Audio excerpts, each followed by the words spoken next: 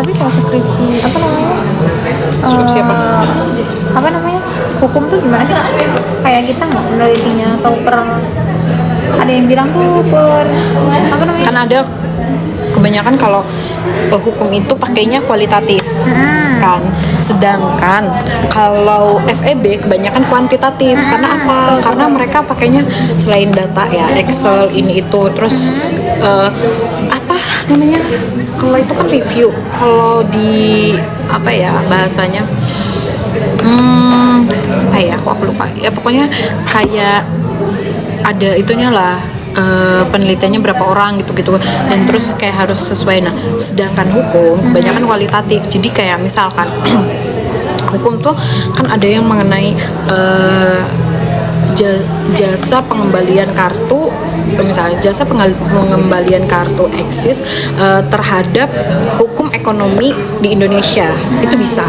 Nah misalnya kayak gitu kan. Nah sedangkan aku kan hukum ekonomi syariah, aku ngambil gitu, misal jasa ada yang namanya jasa sewa pacar. Nah iya kan, jasa sewa pacar tuh ada. Nah terus bisa nggak ya aku ambil ini misalkan, dia nyambung nggak ya kayak gitu. Kan ada jasa sewa pacar, misal jasa sewa pacar dalam perspektif hukum ekonomi syariah. Nah di mana sedangkan pacaran aja nggak boleh dalam hukum Islam. Nah kenapa adanya jasa sewa pacar? Berarti kan jasa sewa pacar istilahnya kayak ada hukum mudoroba, muhafafah kayak gitu. Nah di mana itu akadnya akad apa, akad horor kah, akad apakah kayak gitu.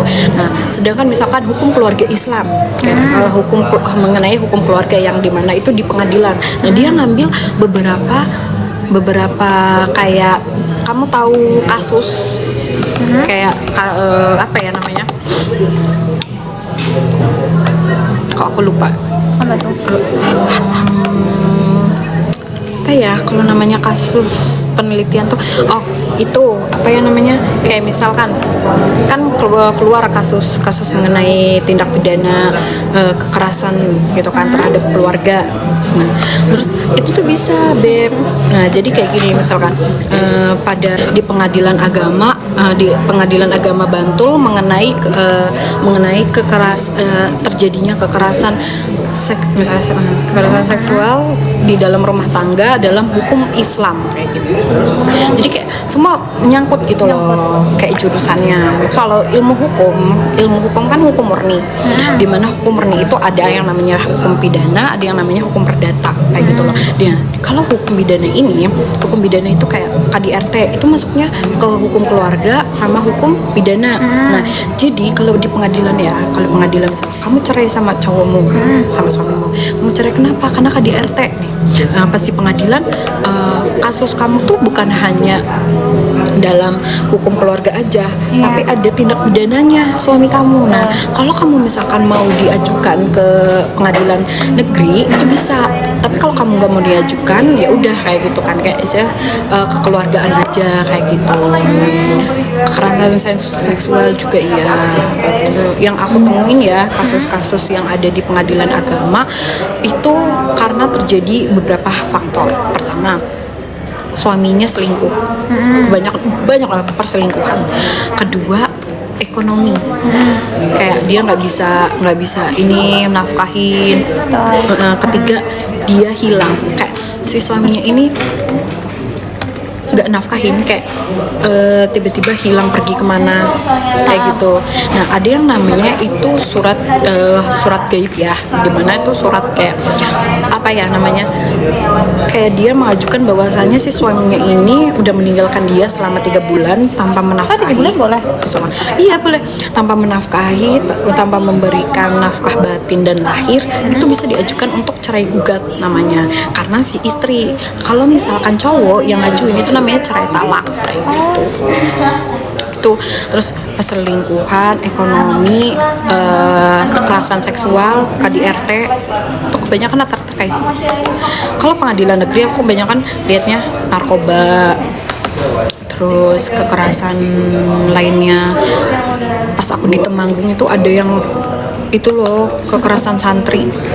Jadi bullying. Santrinya sampai meninggal. Digebukin. Kamu hati-hati. Oh iya. Nanti kamu ke anu. Halo, makasih. Ih, makasih ya, Gib. Oh my god. Gampang kan? Sumpah. Ini berapa? 1, 2, tinggal ditambahin aja ya? Terus kalau citasinya? Citasinya gimana masihnya? Beb, kamu mau ngecas lagi kan? Apa tinggal nambah-nambahin aja? Nambahin aja yang kayak menurut kamu. Kamu tambahin, misalkan kalau kamu nggak mager ya, kamu buka ada referensi di situnya, kamu cari gitu loh. Udah, kamu ambil beberapa kata, kamu masukin, terus kamu di bawahnya tinggal masukin. Paham kan maksud aku? Kayak beberapa kata aja, dikit aja nggak apa-apa. Terus kamu masukin, jadi kayak Ketahuan gitu nggak? Apa? Ternitin? nggak dong, Enggak kan? nggak. Aku Ternitin dulu. 11%. Demi Allah. Kecil banget. Anjir. Anjir, ajarin dong suhu. Please. Kemarin 47. Soalnya aku tuh tipe yang nih, misalkan ya kata-kata misal aku sedang belajar, misalkan aku ganti aku mengerjakan pelajaran mengenai ini ya gitu loh. Jadi aku ganti kosakata. Yang diuntungin dari Pickers ternitinnya itu 30%. Biasanya kan cuma berapa persen? 25 ya? Itu 40 sampai 30% 40 gara-gara karena kan emang harus berpacu dengan teori ya. Betul. Nggak bisa diubah-ubah. Iya, karena kan emang kesehatan, nggak bisa ngarang. Kalau anak hukum, Terima kasih banget loh. iya. Ya Allah, ya Allah. It's okay. Kamu kalau mau nanya-nanya, aku boleh. Suka banget bahasa kamu. Kamu daripada Lulu. Iya. Masih lama deal di Verdo masih. Kipasnya gede banget ya. Halo Ical. Makasih ya. Suka banget bahasanya kamu daripada elu. Iya.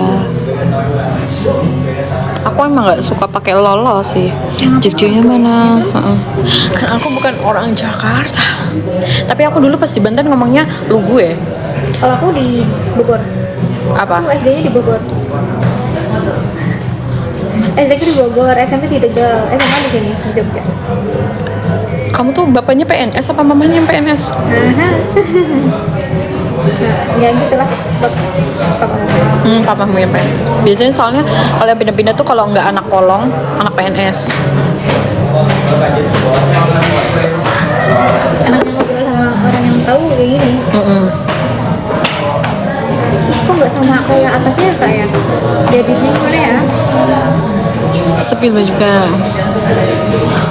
Tinggal di Jogja sekarang enggak. Aku cuma main aja di Jogja. Wow. Kau terkikis perasaan. Gimana? Sorry ya teman-teman, ya aku ajak diskusi dulu. Alah, aslinya enggak kan? Ih cantik yuk. Alah. Mana? Ini udah Kayak atasnya ini udah. Biar sama kayak atasnya gimana nih? kayak gini. Saya. Aku kuku panjang. Cobain kuku nggak bisa. Nggak sama. Sama kok. Oh iya kok. Cuma Bentar. kurang anu aja. Sama ini, tapi ini kelihatan banget ininya.